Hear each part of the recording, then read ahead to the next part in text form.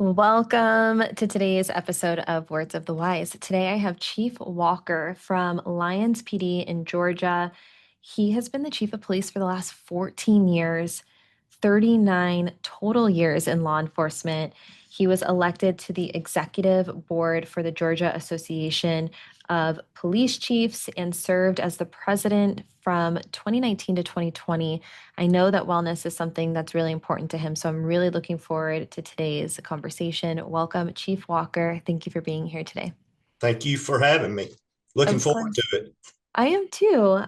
So I know that you've been in this career a long time. 39 years is a long time, but you've been chief of police for a really long time. And I've had conversations where, and maybe the statistics have changed a little bit and you have more insight on this, but I've heard that most chiefs make it maybe 3 to 5 years. That's correct. Okay, so you're Yes. an overachiever, Yeah, 14 years. I've been one of the lucky ones, I guess. I can't say enough good things about our community. I moved here to take this job as the chief of police, and I go to training and conferences, and I hear some other chiefs talk about their horror stories with dealing with councilmen and that kind of thing. But I'll have to say that I've never had those issues here in Lyons. I can't say enough good things about our mayor and council and how much they support the police department and the community as well. Just an outpouring of support from everyone in the community, which makes our job a lot easier. Yeah, I love that. How did you personally create an environment for yourself where you could have longevity and be in this career so long? We hear a lot about kind of the ebbs and flows of the career, and kind of this 3 year burnout phase, 8 year burnout phase. Everyone has different years when they say you start to get burned out. But how did you take care of yourself so that you could be in this career for almost 40 years? Um, that's a tough question because I've been through so much in my career. I've been through so many ups and downs, and I'm going to talk a little bit about that at the end. But it's just trying to understand that it's just a job, and you cannot take it personal. And you're faced with tough decisions sometimes, and you just have to think those through and try to make the best decision. And we don't always get it right, but Mhm. when we don't, we hopefully learn from that mistake. We make those adjustments going forward so that in the future we don't make that mistake again. And that's just the way I've worked all these years. And I've always just tried to treat people just like I would like to be treated, and I try to train my officers the same way. And I think that's why Lyons PD has been so successful here in this community, is because we treat the community with respect and courtesy and professionalism. And it shows when we have major event happen, such as a homicide or something, where a lot of places, the community may kind of clam up and not really tell law enforcement what's going on. But we don't have that here, and the community will get involved and help us solve crimes a lot of times. And I think it's because the way we treat them with respect and professionalism over the years, they see that we're actually here to try to do the right thing and keep them safe. Thank you for saying that you had so many ups and downs. I think that we forget that. I think that we see people at the pinnacle in their career, and it's almost like we forget that everyone is going to have ups and downs throughout their life and their career, but it's how do you learn from it? How do you grow from it? And you said that you were like, I just tried not to make the same mistakes. I tried to learn from those mistakes. I tried to keep going. I tried to have a positive attitude and understand that you can get through anything. And to anyone who's listening, every single person that you aspire to be, every single person that seems like they are really at the top of their game, it was a journey to get there, Yes, and absolutely, especially in law enforcement, mhm. and especially in the past 10 years. Like I say, I've been doing this for 39 years, and I've seen law enforcement change so much, especially in the last 10 years. It has changed drastically. And the way we police now is not the way we policed, 20 years ago. Right. So some officers that have been doing this for a long time have a hard time trying to make that adjustment to where we are now. So Mm. some get out because of that and find other careers. It is a tough profession, but it can be a rewarding one as well. How are you able to keep an open mind and adapt to change? Do you have a secret sauce for that? I wouldn't call it a secret sauce. I would just call it that it's part of life. I mean, Mhm. everybody goes through change in their life, and whether it's personal or work related, every profession sees changes, and you have to adapt to those changes if you're going to stay successful. Yeah. And law enforcement's no exception. Yeah. Yeah. I find it really one, I think it's the best quality to be able to always have a learners and growth mindset. And that's my opinion. I think that if you can always be open to learning, adapting, changing, growing, I think that we for so often we hear the word change and you see people like they're like body language, when you say change, it's like, oh, like it's scary. But Yeah. how can we look at change as being something positive? Like how can that be something where we look at it and we're like, no, we're excited for that because that means that we're developing ourselves, we're growing, we're becoming better, stronger. We're able to adapt our mindset and to learn more through this process. And so I think that if we start talking more about that, about how change is positive, then maybe there'll be less fear and resistance to it. Yeah. Well, like you said, you got to keep an open mind because, I mean, again, I've been doing this a long time and I still don't know everything because it changes so much. You have to keep an open mind and accept change and learn how to change with it as far as Mm. your career goes, or you will never be successful. You'll run into a dead end. Yeah. So you have to keep that frame of mind to continue to move forward and advance yourself in your career. If you can't keep that open mind, then you're going to kind of dwindle out at some point in time, and Yeah. that's hard for some people to do because, like you say, change is scary for a lot of people.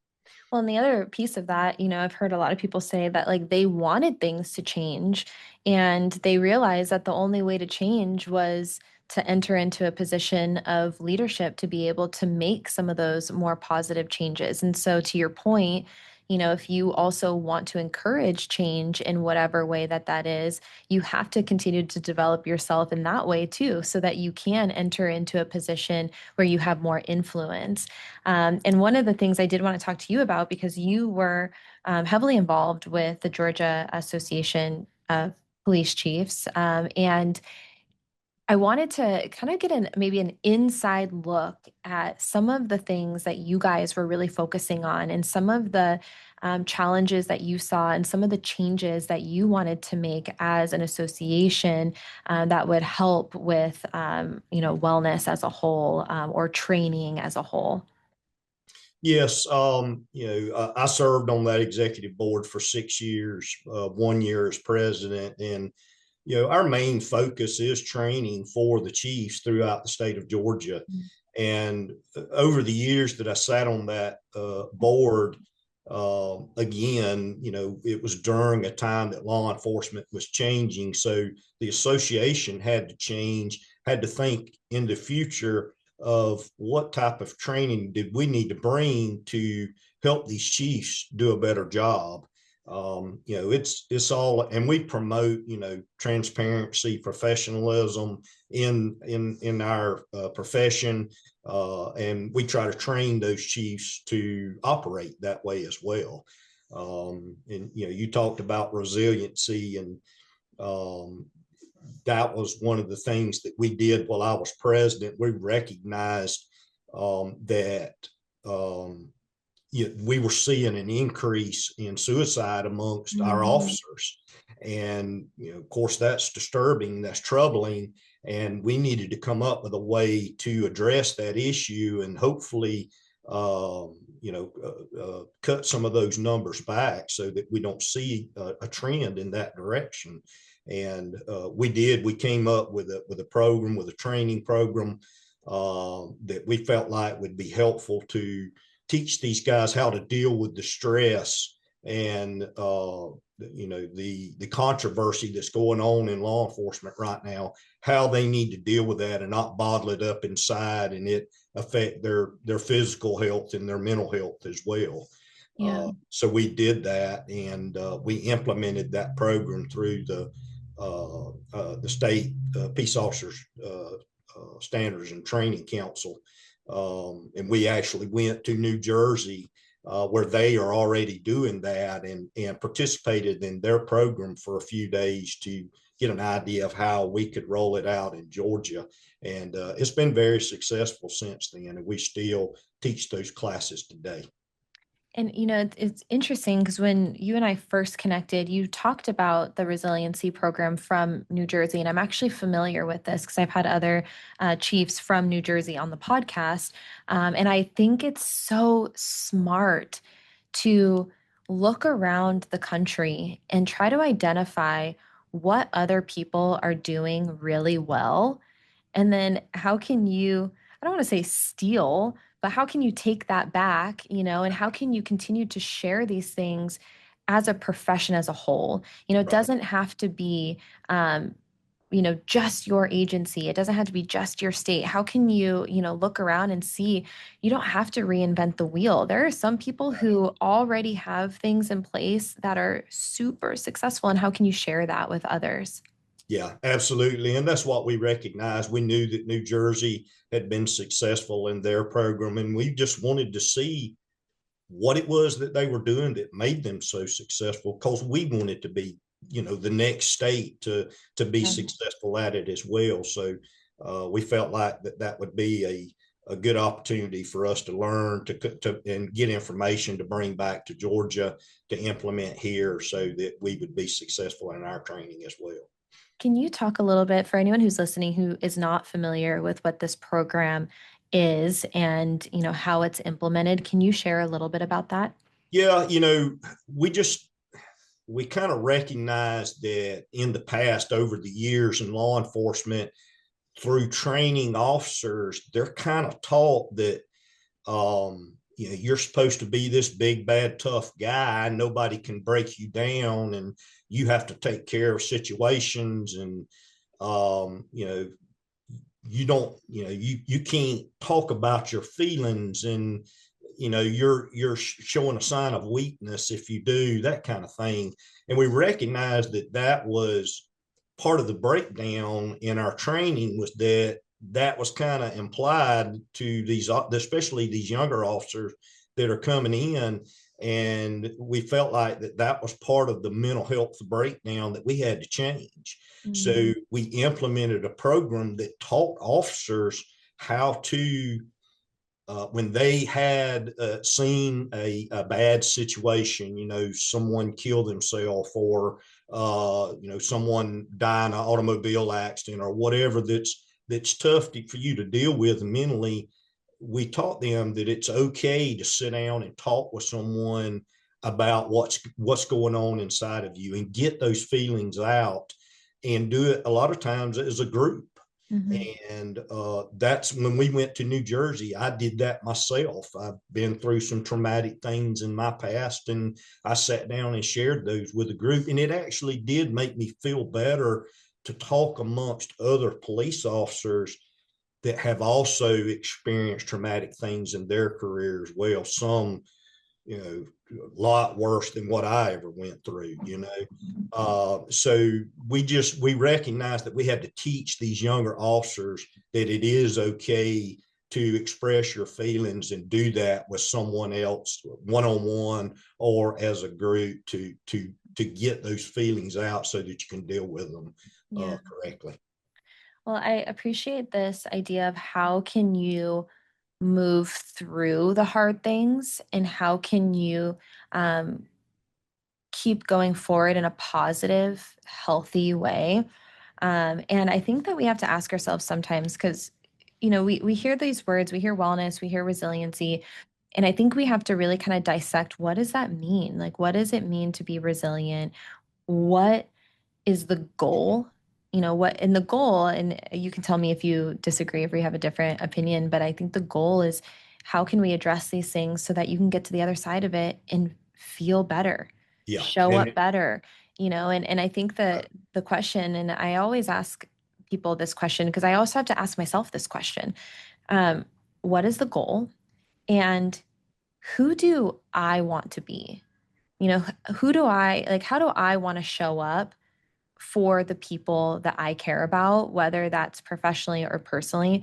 And I think sometimes we have to ask ourselves that to understand, okay, if you want to show up as the best version of yourself for your spouse, your kids, your team, what are the steps that we have to take? Because we have to be the ones to choose to take these steps, right? What are those steps that we have to take in order to get there? And when we understand what the goal is, what the why is, and then how we can get there, I think it kind of like it brings the walls down a little bit of understanding, like, this doesn't mean that you're weak. This doesn't mean that you're broken. It's that we're trying to achieve our goals and we're trying to get to the other end of this so that we're happier and healthier. yeah, law enforcement is a team effort. It's Mm. not just one person. It takes several people working together to be successful. And when one part of that breaks down because they're going through issues in their life, whether it be personal or work, then the team kind of suffers. And a lot of times, part of your team will recognize that you've got something going on. You've changed. Your demeanor, your attitude, whatever has changed. And that's part of this resilience training, is that when you recognize that officer's something is going on with him, is approach him and say, hey, feel like something might be, bothering you or on your mind, you want to talk about it, and get them to open up, because that's the best thing in the world, is to get it off your chest, get it off your mind, talk with somebody else that's not involved in it, that can kind of listen and, let you know, hey, it's okay. We deal with these things as police officers, and it's okay to talk about it, and it's okay to share your feelings so that we can help you get through this and not just bottle it up inside you. It is so freeing to talk about something and like feel like that weight is coming off your shoulders. And I have perspectives on both sides. Like, I've lived my life for a really long time where I didn't talk about stuff and I bottled it all up.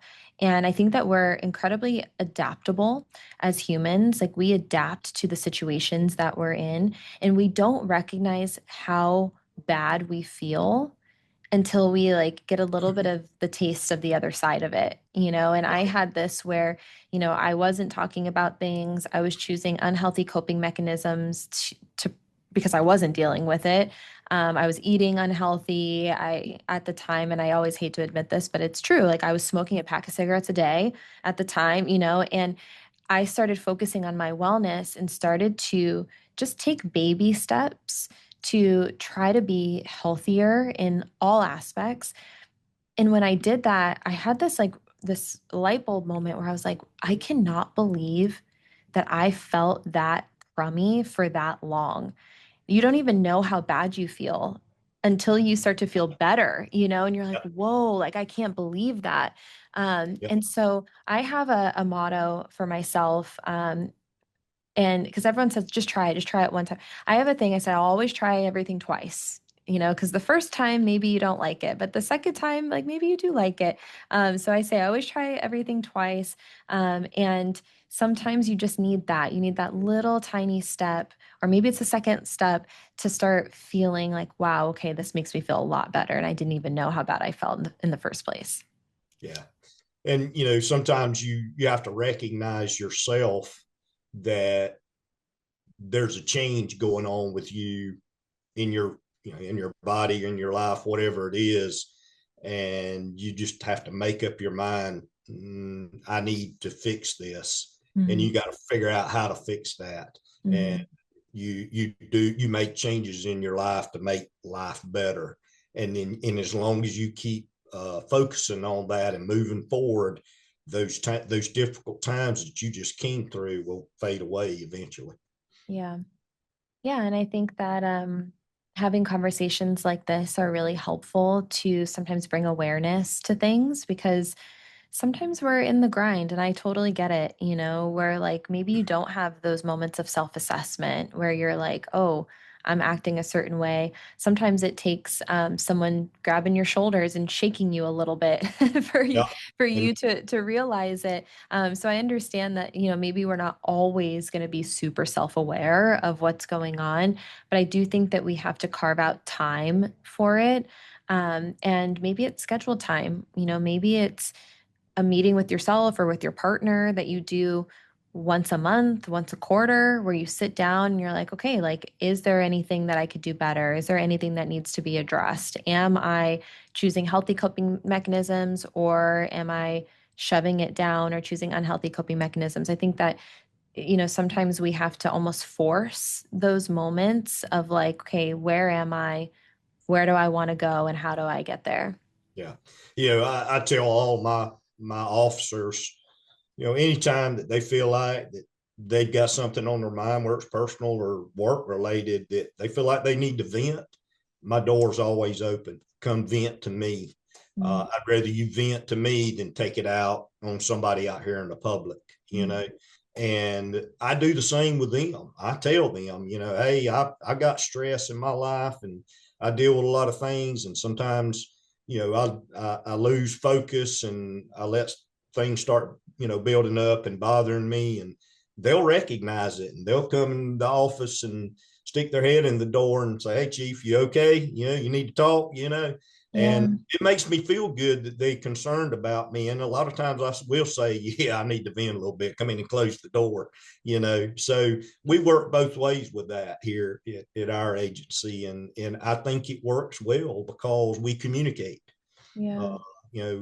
any uh, uh, relationship that's successful, whether it's personal or work, it involves great communication. And so we strive to tell these officers, especially new ones that are coming on, you need to communicate with us.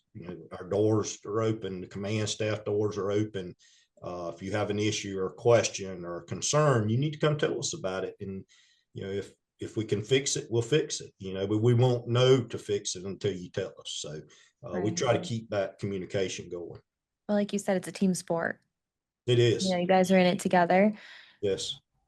What do you think is, I'm going to say secret sauce again, or the secret to um, building that culture of wellness and team support and being able to, increase morale and decrease burnout? You know, I don't know that this is secret sauce, so to speak, but I just try to let my guys, my female officers as well, all my officers know that you know we all have a job to do, including myself. And some of us may have different titles, but we all wear a badge and a gun. We're all here to do for the same mission, and that's to protect our communities and keep them safe. And if we can't work together and do that, then we're going to break down. We're not going to be successful. So we have to work together, no, regardless of what your title is. They call me chief, but I tell them they don't have to call me chief. They do it out of respect for my position, but it's just a title, and I don't want them to think of me as someone that's, all high and mighty that they can't come in here and talk to me because I've got the title of chief. I don't want them to think of me that way. I want them to think of me as someone that they can respect, and trust that if they've got something going on or they got a concern or whatever, they can come and talk to me without any repercussions or something getting said outside of here or whatever. Yeah. And so that's what we try to teach all our officers and train them on, is that again, it's all about communication. Yeah, I love it. And I would imagine, and you can tell me how you feel about this, but I would imagine like when you have that environment that it helps to keep people at the It agency and in the career. it does, these officers, they want to feel appreciated. I mean, just like in any other profession, Yeah. they want to feel like that they're being successful in what they're doing, that they're making a difference. And, Mhm. just little things like we talked about before, when an officer does a good job is they get recognized, even if it's just a, hey, you did a great job on that call last night, and a pat on the back or shake of the hand or whatever goes a long ways with these officers. I'll have to say again about our community, we'll maybe about one day a week, we'll go out and eat lunch as a group, those of us that are working, and it never fails. We'll go to a restaurant, go in there as a group, sit at a table and order. And before we leave, somebody will pay for every one of our meals Um, because that's the kind of respect that we have in this community. And it's because of the way the what we look for in officers when we hire them and how we train them and how they treat the public. So Mhm. that's very important. Are there specific qualities that you look for when you are hiring? And um, I guess we'll start with that one. I don't want to give you too many questions, but are there specific qualities that you do look for? Yeah, I mean, law enforcement is a lot of just good common sense and good Mhm. judgment. And that's what I look for in officers, especially young officers, is, can they make a good common sense decision? And if they can, a lot of the rest of it can be taught, you know. I look for a good personality. Um, if you're not a people person, then you're probably in the wrong profession because that's who you're going to be dealing with. And you got to know how to talk to people. You got to know how to talk to the public. You got to know how to be respectful. And those are other qualities that I look for. Yeah. I love having these conversations because we know that hiring is a challenge for a lot of agencies across the country right now. And I appreciate that you say, hey, like we're still going to be selective. We're still going to look for the best qualities that we can find in individuals. And then once they're with us, we're going to try to provide them with the best training to set them up for success in the future. I think that having um, that standard is really refreshing because, it could go the opposite. You could be like, we're just going to take anyone, but for you to be like, no, like we want the best people. And then we're also going to help them to be the best version that they possibly can be while they're with us. Yeah, absolutely. You can't lower your standards in this profession. If you do, you're not going to be successful. You're going to have issues down Yeah, the road, and it does make it tougher because our application pool is very small right now, and that's probably across the country, not just right. in Georgia. But I look at officers and even officers that come in that's worked at other agencies, and they may have had a bad experience or something, and I look to see, well, what kind of training did they go through, and if I feel like that maybe their problem was a training issue, they just weren't trained properly or the way they should have been, or maybe took a little more time training them, and I feel like that we can make some changes with them, minor changes, and retrain them the way we do things, then I'll give them an opportunity. Yeah. So that's what I look for. Yeah.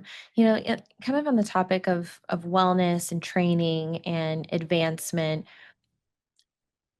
how do you, because the thing that I'm seeing across the country is budgets are really challenging. There's maybe not as much support sometimes, not all the time, from, we'll do like the quote unquote like higher ups.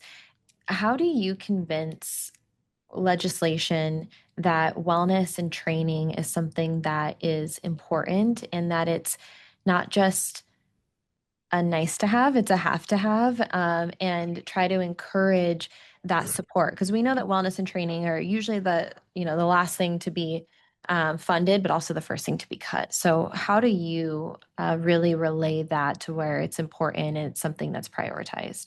Yeah, that's a difficult task. You got to understand that our legislators are politicians and they're elected based on how they vote on certain laws and how money is spent and how effective the budget is. So things like that are tough to win them over in a lot of situations. Sure. So again, I go back to the Chiefs Association. Part of our mission is that we lobby our legislatures during the General Assembly and when it's in session for certain laws that we know that they're considering that affect law enforcement and those that we want to see enacted as well. And so we have a group of chiefs that go to the Capitol regularly while they're in session and meet with those legislators and tell them, here's what we're facing out here on the streets. Here's what we need to see, the changes that we need to see in law enforcement. And we hope that they buy in and they help us make that happen. And, there are a lot of legislators in Atlanta that are very good supporters of law enforcement. And we know that who they are, and we kind of target them. Hey, we need your help. We need you to help us push this through or whatever. So Yeah.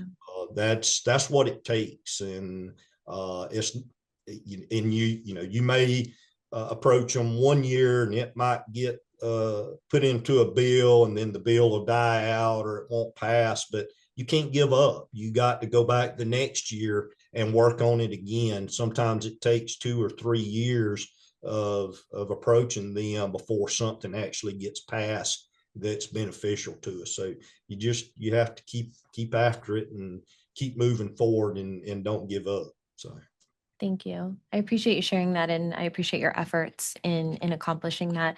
I always make a joke, and it sounds like to me like you're the same, but I always say that persistence and patience are my middle name, and it yeah, sounds like that's your middle name too. yeah, it is. Persistence and patience.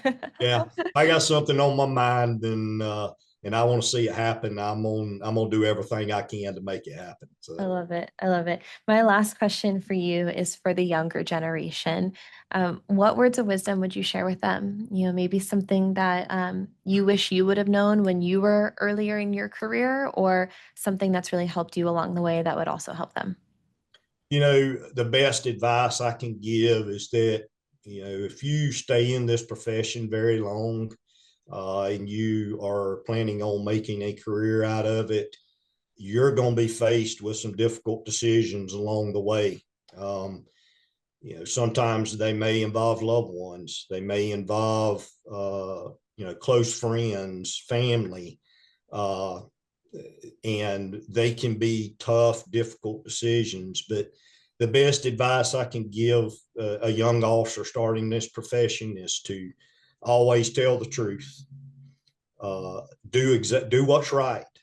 Always do what's right, what you know is right in your mind and in your heart, and always uphold your oath. And if you'll do those three things, even though it may be tough at the time, you will come out better off on the other side. And as long as you keep those in mind, you'll do well in this profession. Thank you. I love those words of wisdom. I really appreciate your time and coming on here and talking to me today. Thank you so much. Absolutely. I appreciate you having me. Of course.